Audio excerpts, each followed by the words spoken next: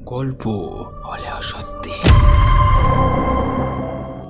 এখানে গল্প ও ঘটনা শোনানো হয়।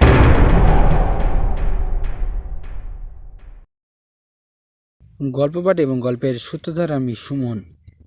আজ নিয়ে চলে এসেছি একটি লাইসবাহী গাড়ির ঘটনা নিয়ে। ঘটনাটি কেমন লাগে অবশ্যই কমেন্ট করে জানাবেন। আর যদি ঘটনাটি ভালো লাগে লাইক, কমেন্ট এবং শেয়ার করে দেবেন। এই রকম ঘটনা পেতে চ্যানেলটাকে সাবস্ক্রাইব করে রাখবে। আর যারা ঘটনা পাঠাতে চাও তারা sumonmidda857@gmail.com ঘটনা পাঠাতে পারো। এছাড়াও ফেসবুক ইনবক্সেও তোমরা ঘটনা পাঠাতে পারো। শুরু করছি গল্প হলেও সত্যির 9 নম্বর এপিসোড। যেখানে মানুষ ভয় পায় সেখানেই আতঙ্ক ছড়ায়, উইথ সুমন।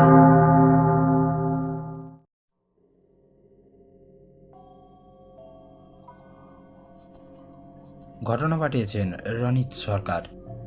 যেমনভাবে লেখা আছে ঠিক তেমনভাবেই পড়ে শোনাচ্ছি। হাই সুমন, কেমন আছো? আশা করি খুব ভালো আছো। মাসিমাকে আমার প্রণাম জানিও এবং তোমার চ্যানেলের প্রত্যেক সদস্যকে জানিও আমার ভালোবাসা। আজ তোমার কাছে যে ঘটনাটা পাঠাবো সেই ঘটনাটা ঘটেছিল আমার সাথে প্রায় 1 বছর আগে।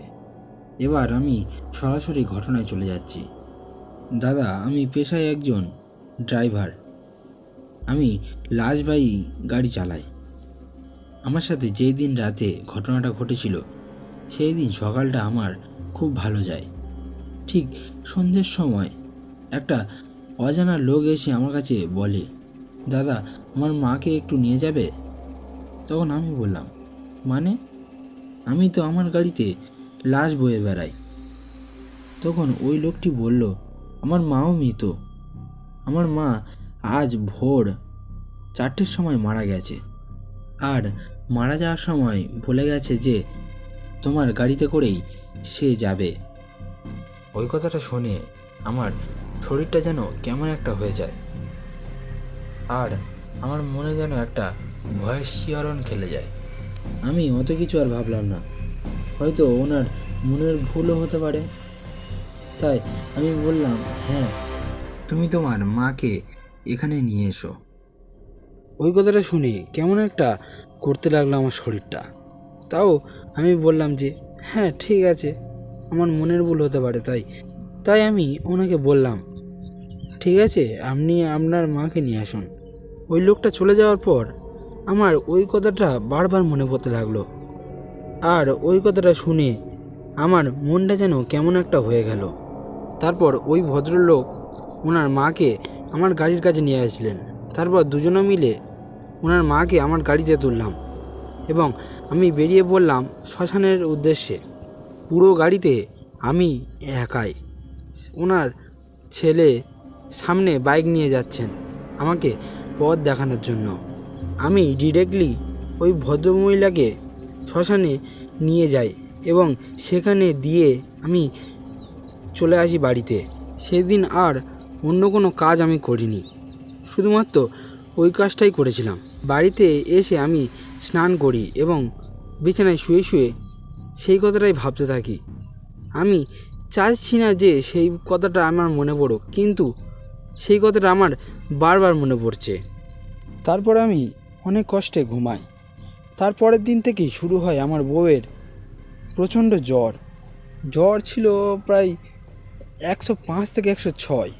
3-4 দিন এক নিয়মে জ্বর থেকে যায়। তারপর আমরা তড়িঘড়ি করে, অর্থাৎ খুব তাড়াতাড়ি করে আমরা ওকে হসপিটালে নিয়ে যাই। সেখানে গিয়ে সঙ্গে সঙ্গেই ওষুধ দেয় জ্বর কমানোর, কিন্তু কমছে। আবার রাত 3টের সময় দেখা যাচ্ছে যে আবার জ্বর 105 থেকে 106-এ উঠে যাচ্ছে।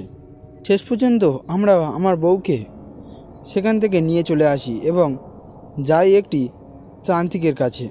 তান্ত্রিকের কাছে নিয়ে গেলে তান্ত্রিক যা বলে, আমার ওই কথা শুনে সারা শরীর পুরো মাথা থেকে পা পর্যন্ত ঠান্ডা হয়ে যায়। তান্ত্রিক বললেন, আমার বউকে 4-5 জন নিয়ে যেতে এসেছে। তিনি আরও বললেন, আমার বউ নাকি একটা গাছের তলা দিয়ে যাচ্ছিল। সেই গাছের তলায় সে কোনো ক্রমে বুঝতে না পেরে থুতু গাছের গোড়ায় ফেলে। সেটা কোনো ক্রমে ছিটকে গিয়ে তাদের গায়ে লাগে এবং তারা তোমার বউয়ের পিছন করতে করতে তোমার বাড়ি অবধি এসে পৌঁছয়। আসল কথা, তোমার বউয়ের জ্বর বাড়ার কারণ হচ্ছে ওই 5 থেকে 6 জন তোমার বউয়ের বিছানার সামনে দাঁড়িয়ে থাকে। রাত 3টের সময় ওরা জোরজার করে তোমার বউকে নিয়ে যাওয়ার চেষ্টা করে। সেটা তোমার বউও জানে না আর তুমিও জানো না। যাই হোক, আমি একটা ফুল তোমাকে দিয়ে দিচ্ছি। এটা গিয়ে তোমার বউয়ের মাথায় ছুঁয়ে দেবে। মনে রাখবে, যখন তুমি এটা ছোঁয়াবে সেই ঘরে যেন কেউ না থাকে।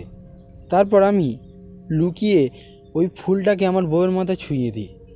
সেই তান্ত্রিক বলে দিয়েছিল যে তারা যখন চলে যাবে তোমার বউয়ের কাছ থেকে ওরা যা হোক কিছু একটা নিয়ে যাবে। সেই মতো আমার বউ যখন সুস্থ হয়ে যায়, তার পরের দিন সকাল থেকে সে দেখে যে তার বাঁ হাত কাজ করছে না, অর্থাৎ তার বাঁ হাতটা পঙ্গু হয়ে গেছে। ডাক্তাররা অনেক এক্সরে করেও দেখে যে যে কেন তার হাত কাজ করছে না, কিন্তু তারাও কোনো সায়েন্টিফিক রিজন খুঁজে পায়নি। তো দাদা, এই ছিল ঘটনা। যদি তোমার পছন্দ হয় ঘটনাটা পড়ে শুনিও। ইতি রোহিত। এই ছিল আজকের ঘটনাটা কেমন লাগলো অবশ্যই কমেন্ট করে জানাবে। আর ঘটনাটা যদি ভালো লাগে লাইক, কমেন্ট এবং শেয়ার করে দেবে। এইরকম আরও ভৌতিক ঘটনা পেতে আমার চ্যানেলটাকে সাবস্ক্রাইব করে দেবে। আজ যে ঘটনাটা তোমাদেরকে শোনালাম, ঘটনাটা প্রথম পড়ে আমার তো খুব ভয় লেগেছে। আশা করছি তোমাদেরও খুব ভয় লাগবে। সবাই ভালো থেকো। এখন আমি এখানেই বিদায় নিচ্ছি। দেখা হচ্ছে পরের এপিসোডে। শুভরাত্রি।